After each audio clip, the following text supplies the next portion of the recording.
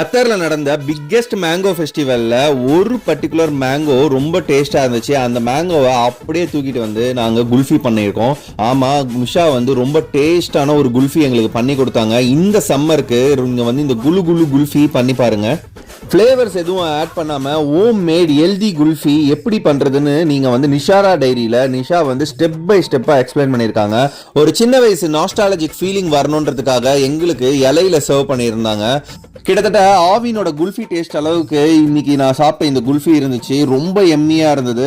அதோட டெக்ஸ்டர் பார்க்கும் போதே உங்களுக்கு தெரியும். ஸோ இந்த குல்ஃபியை நீங்க வீட்டில் செஞ்சு உங்களோட கிட்ஸுக்கு கண்டிப்பா சர்ப்ரைஸ் பண்ணுங்க.